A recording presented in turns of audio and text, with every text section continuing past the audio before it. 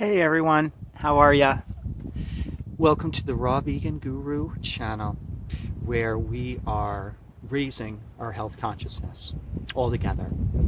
So today I am going to speak about veganism because that is one of the main topics and pathways that have taken me on a journey that I could have never known about or expected in my wildest dreams until one day I was in a diner with my brother, and we were getting a hamburger because that's food, right? You know what I mean? It's just it's a meal. It doesn't really mean anything.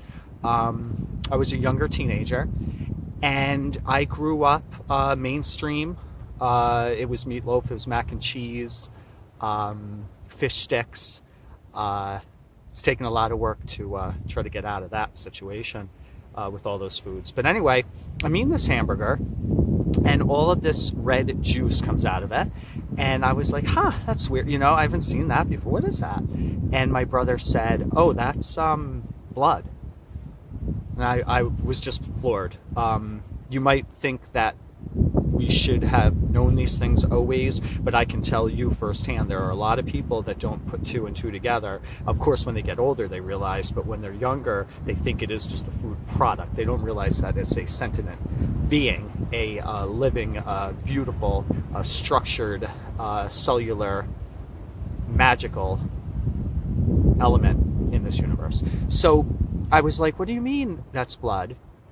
And so he said, that's from a cow. Hamburgers come from cows. Bam. I didn't even know what veganism was. I put that burger down and I never turned back. So it was funny because in the beginning of my journey, like I said, I didn't even know what vegan was. I just knew that I was not going to be eating any animals. Those days were over. The truth was prevailed. It always will come through. I became more enlightened. So with that being said, I then began to basically just not eat meat products, and that turned into my vegetarianism because I still was eating pizza and cheeses, and then I learned about dairy, and those two things came together, and I was absolutely horrified at what those things did to the environment, to my body, and to the overall energy consciousness of this planet into the universe, because these animals are not made for food. They are impossible to digest. The proteins are basically like saying these dense structures that cannot be utilized by the body or assimilated, and they cause a clogging of the system and all an array of hosts to disease. Crohn's disease, irritable bowel syndrome, cancers, inflammation, neurological problems, heartburn, high blood pressure. All of these elements are because these proteins and these acids basically come into the body. Hey. So that's cool. That was a little pause.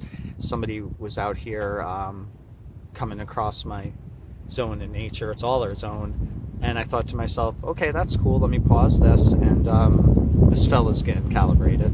So we're raising consciousness here on the planet.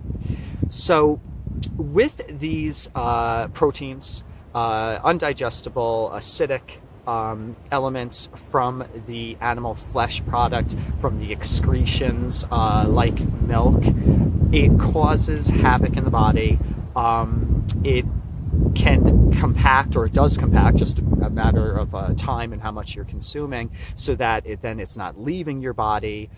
Mucus formations occur, plaque, and as I like to say, It comes in, and you're not always seeing that come out because it really can't, because it really can't move and kind of glide through the assimilation of our physiology to give us what is beneficial and then leave in a waste element, just like any single food, pharmaceutical, anything we're ingesting. Of course, we know the air, the water, anything that's coming into the body is going to be processed and have a waste effect that's going to leave the body if your functions are moving and grooving properly.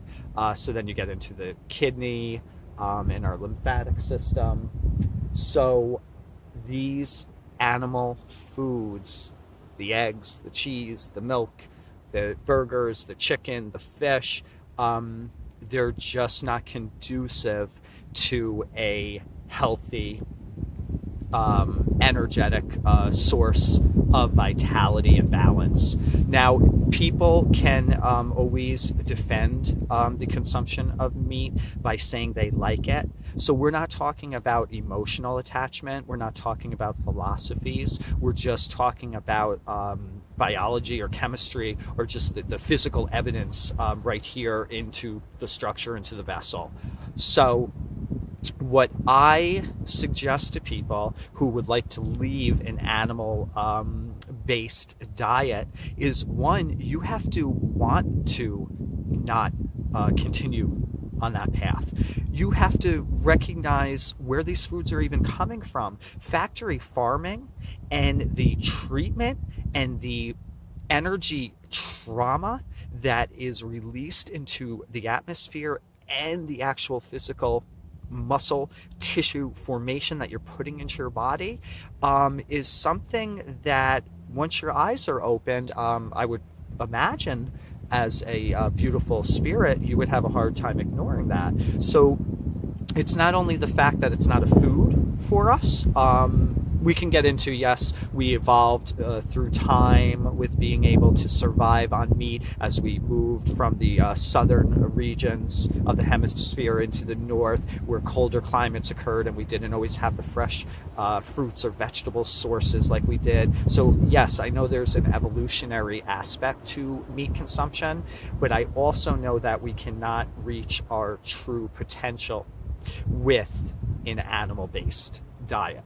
So you're going to have to want to leave that existence, and you're going to have to become more mindful through your other practices like meditation and yoga and exercise, all these things that are so positive for your overall being and your mind and your spirit and body. You're going to start to recognize that how you feel from a vegan diet, a whole food plant-based diet, compared to a meat animal product-based diet is going to be night and day. I would never tell somebody as much about how they will feel good.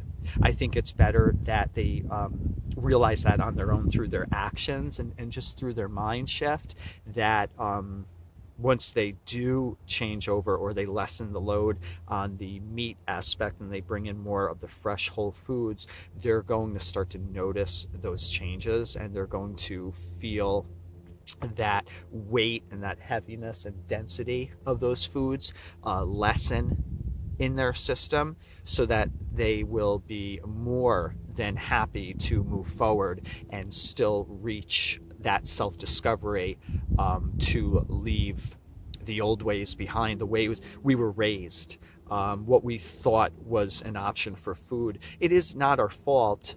There are so many aspects of culture and society and family dynamics and emotional attachment that have put us in a position where we consumed these foods. And once we become more aware, we're going to be leaving those periods in our life and those actions that we took previously.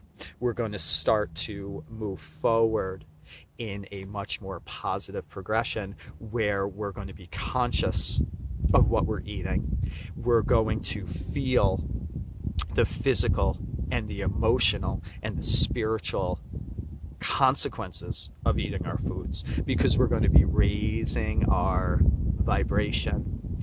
And how we can do that is by cutting out the things in our life that are blocking us from it. That can be soda pop, that can be alcohol, that can be caffeine.